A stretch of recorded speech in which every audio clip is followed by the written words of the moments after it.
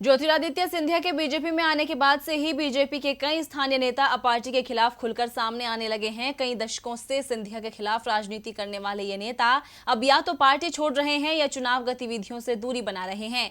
कांग्रेस भी बीजेपी के असंतुष्टों को हवा देने में जुटी है और आज कांग्रेस को बड़ी सफलता भी मिली जब ग्वालियर से बीजेपी के दिग्गज नेता ने अपने समर्थकों के साथ कांग्रेस का दामन थाम लिया। मध्य प्रदेश में 27 सीटों पर विधानसभा का उपचुनाव है और इन उपचुनाव से तय होगा कि मध्य प्रदेश में बीजेपी की शिवराज सरकार रहेगी या जाएगी।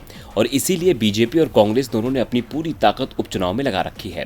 जिन 27 सीटों पर उपचुनाव होने हैं उनमें से सबसे ज्यादा 16 सीटें ग्वालियर चंबल संभाग की हैं, इसलिए यहाँ कुछ ज्यादा ही हलचल दिखाई दे रही है। ज्योतिरादित्य के कांग्रेस छोड़ बीजेपी में आने के बाद बीजेपी खुश थी और वो मानकर चल रही थी कि अब यहाँ उसकी राह आसान है। लेकिन ज्योतिरादित्य की बीजेपी में एंट्री के बाद से ही बीजेपी में रार छिड़ गई है। एक के बाद एक नेता पार्टी छोड़ रहे हैं और आज पार्टी के एक और नेता ने बीजेपी को छोड़कर कांग्रेस का दामन थाम लिया। 2018 में बीजेपी के टिकट पर ग्वालियर पूर्व से चुनाव लड़े सतीश सिकरवार अब कांग्रेस में शामिल हो गए हैं। पूर्व मुख्यमंत्री कमलनाथ ने सिकरवार को कांग्रेस की सदस्यता दिलाई। सतीश सिकरवार 2018 में मुन्ना लाल गोयल से चुनाव हारे थे।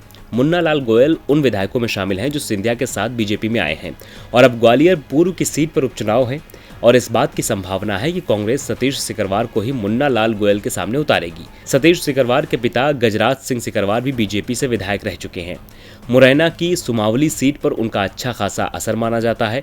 सुमावली के विधायक इंदल सिंह कसाना जो पहले से कांग्रेस में थे वो भी बीजेपी में पहुंच गए हैं और सुमावली सीट पर भी उपचुनाव है। ऐसे में सतीश सिकरवार के सहारे कांग्रेस को ग्वालियर और मुरैना दोनों ही जगह मजबूती मिलती दिख रही है। सतीश सिकरवार के कांग्रेस का दामन थामने के बाद पूर्व सीएम कमलनाथ ने कहा कि अब कांग्रेस में महलों का दखल खत्म हो गया है, अब कांग्रेस में कोई महल नहीं है। उन्होंने कहा कि हमारा देश देवी देवताओं विभिन्न संस्कृतियों का देश है, यहाँ जोड़ने की बात होती है, अलग करने की नहीं। कांग्रेस सदैव जोड़ने की राजनीति करती है। डीवी लाइव की रिपोर्ट।